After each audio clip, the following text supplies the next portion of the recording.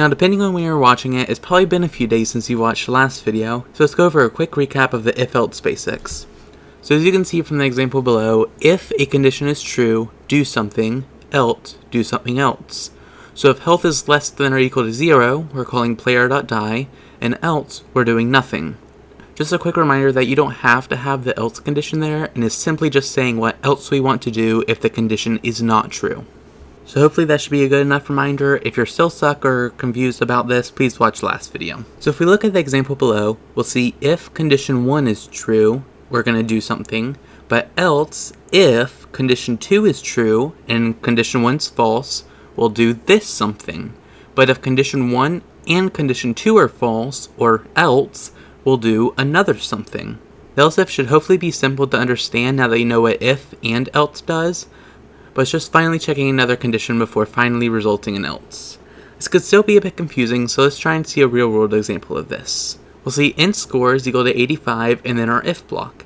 If the score is greater than or equal to 90, we're printing out A, but if the score is greater than or equal to 80, we're going to print out B. And finally, if none of those are true, we're going to say else the grade is below a B. You could add as many else if statements as you want. So for example, you could also have else if score is greater than or equal to 70, greater than or equal to 60, etc. Now let's just say your grade here was something like 95 instead of 85. You might expect that both grade A and grade B would be printing out because both of those would be true then, but that's just not the case. Java is first of all checking if the score is greater than or equal to 90, which 95 is, so it's printing A. But the else if condition and else condition is only ran if the above condition was not true. Now let's try and go into IntelliJ and see some examples of this. Alright, so I'm in our IntelliJ project and we're just going to say int number is equal to 25. And then we're going to just say if number is greater than or equal to 30, we're going to say system.out.println number is greater than 30, and then else if number is greater than or equal to 20, system.out.println number is greater than 20 but less than 30. And then else if number is greater than or equal to 10, system.out.println number is greater than 10 but less than 20. And finally else system.out.println number is less than 10. Or I guess you could put equal than or less than or equal to, but that should be fine. So now our number is 25, so I'm expecting that number is greater than 20, but less than 30 is going to print out. So if we run our current file, we will see here that number is greater than 20, but is less than 30. So try and pause this video and figure out what if condition is going to run if we made the number 15. So if we made the number 15, we're going to see number is greater than 10, but is less than 20, which is this one right here. So it's first checking if the number is greater than 30. It's not. It's checking if it's greater than 20. It's not. And now it's checking if the number is greater than 10. It is. So we're going to print out this one. So as you just saw in IntelliJ, we did have some pretty messy code there, believe it or not. It was a lot of these if-else statements, but what if there's a way we could tidy all of that up? Well, we can. They're called switch statements. And it looks something like switch variable in all these cases. A switch statement is essentially just like an if-else statement. This looks pretty complicated, so let me try and break it down. Switch variable part is just the part we want to switch. So let's say score is equal to 90 this time. We would just put our variable score inside the switch statement. Next we'll move on to the first case. We'll put case 100. Inside here we'll print out A+, and then we'll put the keyword break. All that the break keyword does is tell Java we're done and we don't want to do anything else in the switch statement. If we didn't have the break keyword, it would also print out all our other cases, which in this case we don't want. Next we define case 90, which would print A- and our break keyword again. And this process would continue until we feel like we're done here. Finally we'll see default case. This is basically what the else is in an if-else statement. Else if none of these were called or right, we'll do this. Now it's important to mention here that the case statements here don't support expressions like if statements can. You can't have Boolean logic in here, but you can put things like numbers, strings, etc. Now, let's go back into IntelliJ and see some examples of this. Alright, so I'm going to remove all of this code here. Or actually, what I'm going to do is I'm going to comment it all out. Comments are really useful in Java, right? It's good for documenting your code, and they can be defined with 2 forward slashes. Now we can either do this line by line and comment it all out, or we can use multi-line comments with a /* and end them with a */ down here. So now this whole thing right here is all commented. So now let's use our switch statement. So switch number. Alright.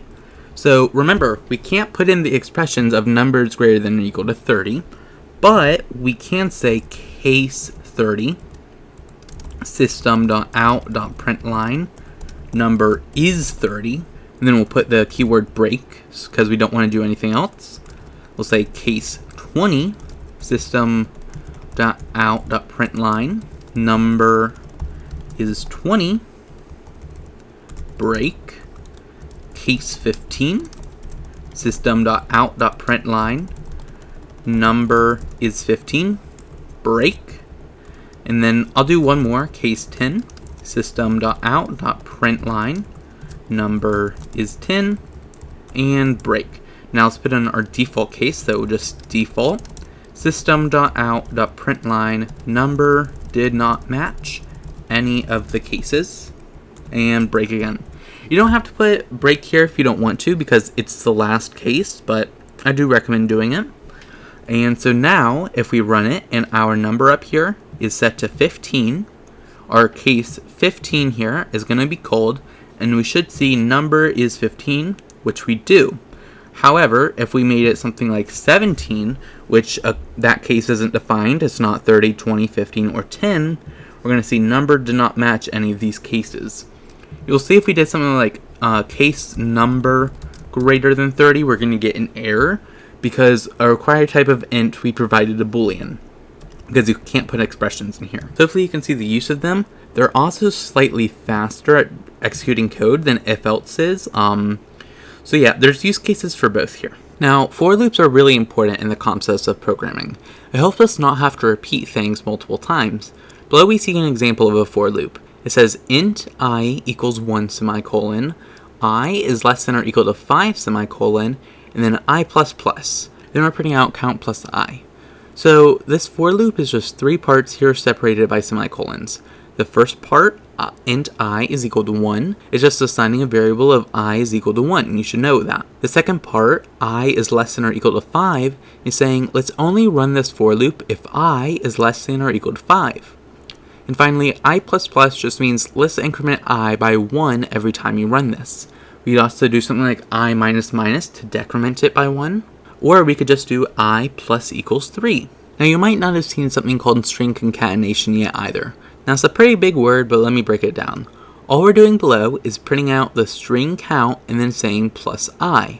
Since I is an integer and we're adding 1 to it every time, the result would go from count equals 1, count equals 2, count equals 3, all the way up to 5.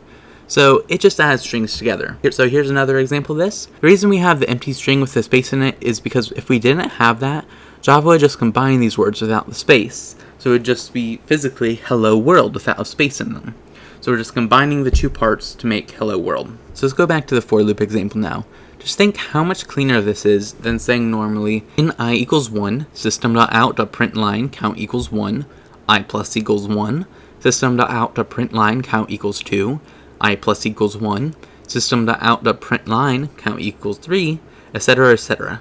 So let's go into IntelliJ and see how we can implement this. Alright, so I'm going to go below this switch statement here, and I'm going to say for int I is equal to 0 if I is less than or equal to 10, and then I plus plus. Alright, so now we're just going to print out system.out.println I is equal to semicolon space plus I. So if we ran this, we're going to see this about 10 times. Yep, actually we're going to see 11 times because it's starting at 0 and going all the way to 10. We can also just have this start at 1 if we wanted to, and it would go from 1 to 10, but 0 is usually the convention. Now, you might be wondering, why are we naming it I? Now, I is just short for index. So our index is equal to 3, for example. Now that brings me on to while conditions. So this should be pretty easy to understand once you know how it all works. So the syntax for this is while condition. So our condition can be while x is greater than or equal to 4. Now while x is greater than or equal to 4, this will run continuously. This is great for running something like a game loop, where you just have a variable of running set to true, and while the game is running, which is set to true, do something else. Let's just close the game if it's not running.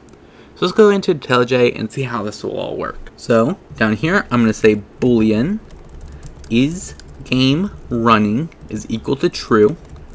And then while is game running, I'm going to say system.out.println the game is running.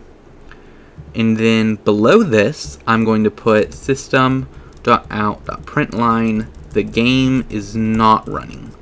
Now, the reason we're never going to see the game is not running here is because while game running is always equal to true, and while the game is running, we're only going to execute what's in here. So if we run this, we're going to continuously see forever and ever the game is running until really our computer shuts down or we shut down the program. So I'm going to shut that down. So now if we put in, okay, it didn't stop. Oh well.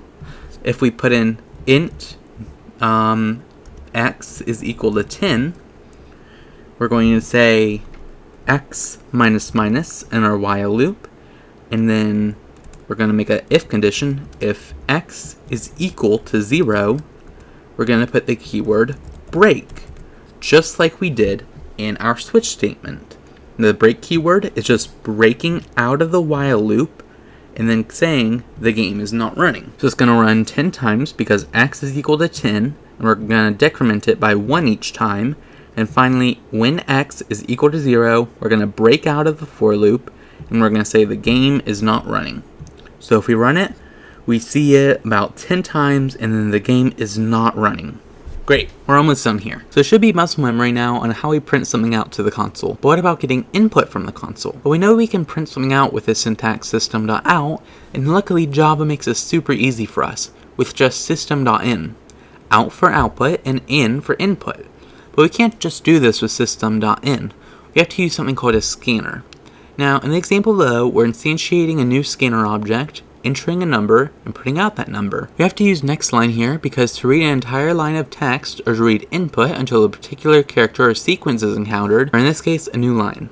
Now don't worry about what instantiating an object is yet, but just know this is the syntax for doing it. Now for the last time, let's go into IntelliJ and see how to do this. So all I'm going to do is I'm actually going to come back up here and I'm going to have them input their number. So I'm going to say scanner is equal to new scanner, and I'm going to put in system.in here, and then I'm going to say, or make a new variable of string input is equal to scanner.nextLine, and then instead of switching the number, I'm going to switch the input. And now you're going to see it says the required type of string, and we provided an integer. So how do we put a string into an integer? Well, that's actually pretty simple. We can say here int num is equal to integer with a capital I dot parse int input. And then down here, we can just simply put num. Don't worry about why we're using a capital integer here in full words. I promise I'll get into that in the next few lessons, but just know this is the syntax for doing it here. And now if we run the file and we put the input in of, let's do 20, we're going to see up here number is 20. I'm actually going to remove all this down here so we don't have so much clutter. Oh, remove that. Then let me remove everything up here. There we go. And yeah, so now we can also do something like system .out.println enter a number please, so we can actually see, so we're not guessing on what we have to do. So enter a number please.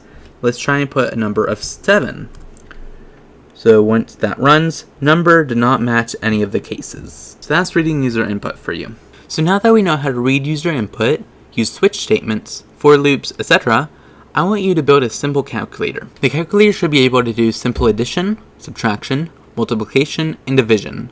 You should firstly take in 2 numbers from the user, and then you'll take in what type of operation you want to do, and then you'll compute their answer and spit it out to them. You'll also use some form of a loop so that the user can perform multiple calculations while the game is running. Until they type out the word exit. So below should be an example of what should happen whenever you run the program. So it says type in a number, or type exit to quit the program. The first number, I'm going to put in 5. The second number, 2. The operation, I'm going to put an asterisk or a star for multiplication. We should be able to put in an addition sign, subtraction, division, whatever.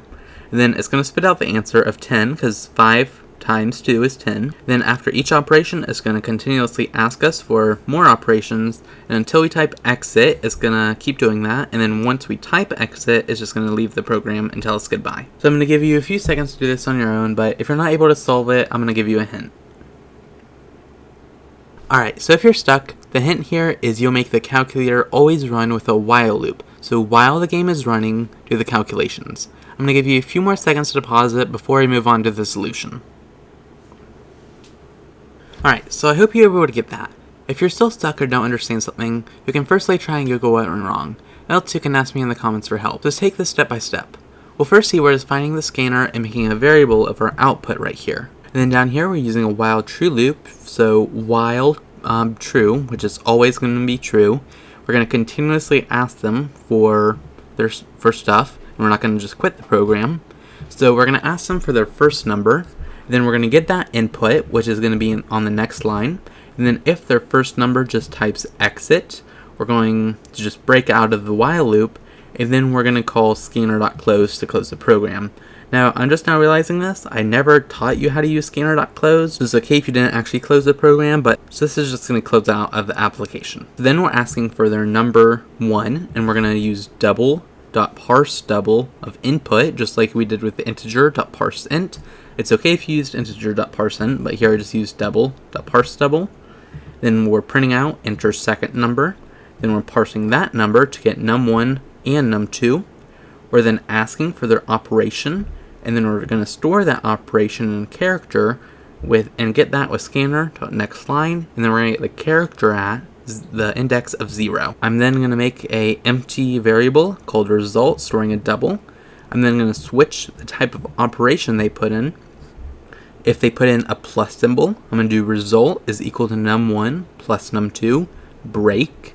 If the case is a minus sign, I'm going to say result equals number 1 minus number 2, break. If it's multiplication, result is equal to num1 times num2, break. But you'll notice for the division, I did something different. So I said if num2 does not equal 0, we'll just divide it like normal. However, if number 2 is 0, I'm going to print out there's an error because we can't divide by 0. Then I'm just going to type continue, which is going to break out of the switch statement, but it's going to continue in the while true loop. So it's okay if you didn't check for if it's 0. I know I didn't really teach you how to do that either, but if we put in an operation that's not valid, I'm just going to print out invalid operation and continue for the next operation. So then I'm just going to print out the result with result plus result. So let's go ahead and run this and see what happens. Then we see enter my first number again. I'm gonna put 9. And my second number, I'm gonna do 6, and then I'm going to plus that together, and we're gonna get result 15. Now we can also type exit to quit, and we're gonna get an error because we finished with a non-zero exit value.